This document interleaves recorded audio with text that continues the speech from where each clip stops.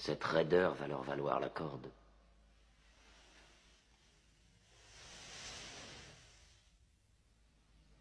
Vous ne vous prosternez pas devant votre prophète? Mahomet est un homme. On ne s'incline que devant Dieu.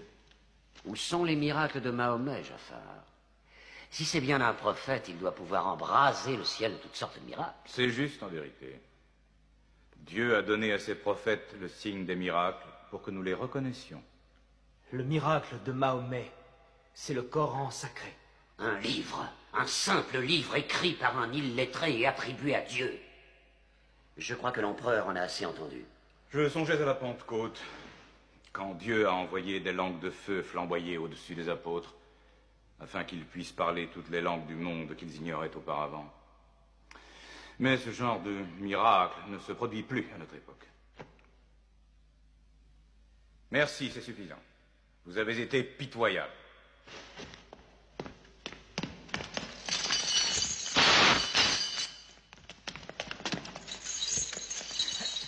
Nous avons souffert des persécutions à la Mecque. Mahomet nous a dit, allez en Abyssinie, terre d'un roi juste, où tout homme est libre de sa pensée. Ce qu'ils appellent persécution n'était que punition bien méritée, leur insubordination... Pourquoi votre prophète vous a-t-il envoyé à moi? Parce que toi aussi tu crois en un livre où Dieu est unique comme nous.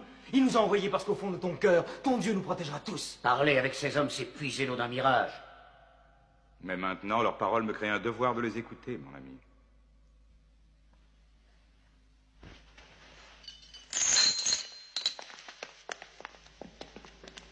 Continue.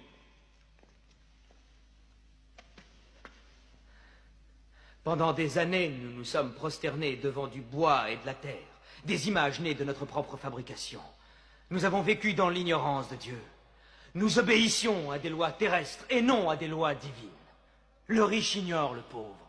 Et la bonté naturelle de l'homme, qui le pousse à relever son prochain quand il vient à tomber, est considérée par eux comme un geste qui trouble l'ordre social.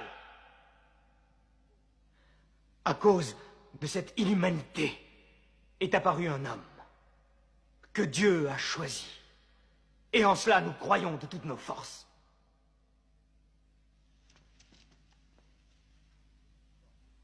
Tu t'emportes. Je te prie de reprendre tes esprits. Je parle du messager de Dieu.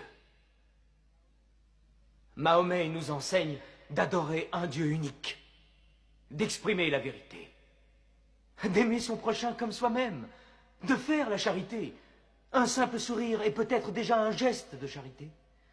De défendre la femme contre les abus, de protéger l'orphelin et de nous éloigner des dieux de bois et de terre.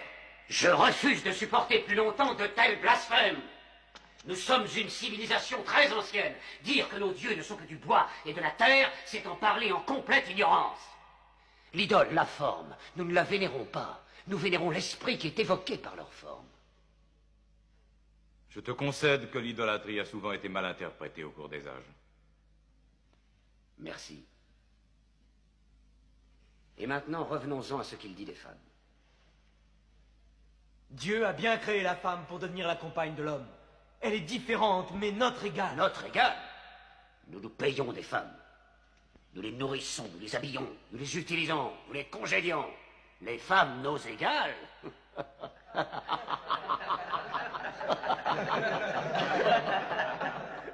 Quand Dieu a créé l'homme, il a conçu un mâle et une femelle. Ah, moi, je te demande de respecter en toute femme le ventre qui t'a porté. Pourquoi tes 300 dieux ont-ils la langue si liée, alors qu'un Dieu unique a une telle éloquence?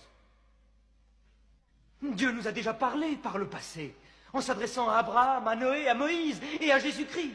Pourquoi être surpris quand Dieu s'adresse à nous par l'intermédiaire de Mahomet? Qui t'a appris ces noms? Ils sont tous mentionnés dans le Coran.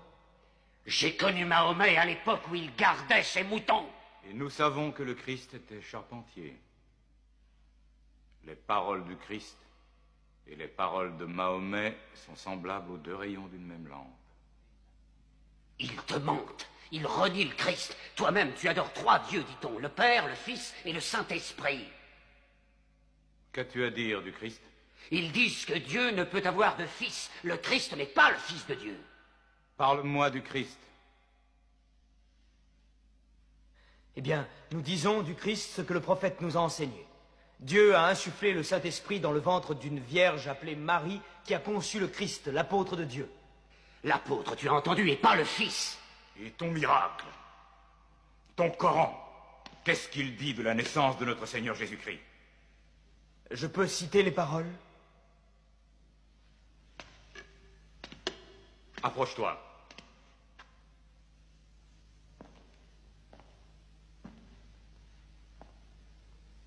Au nom de Dieu clément et miséricordieux.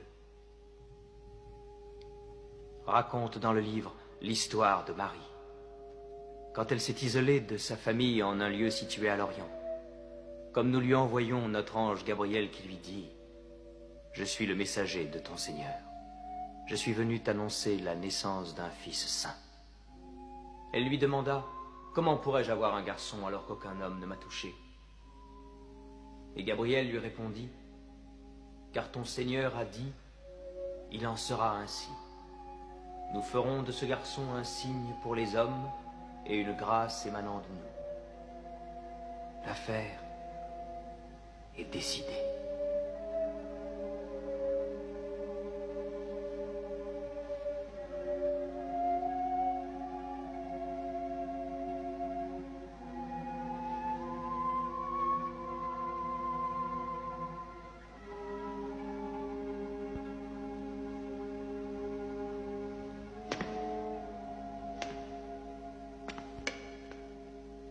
Finalement, la différence entre nous et vous n'est pas plus large que cette ligne.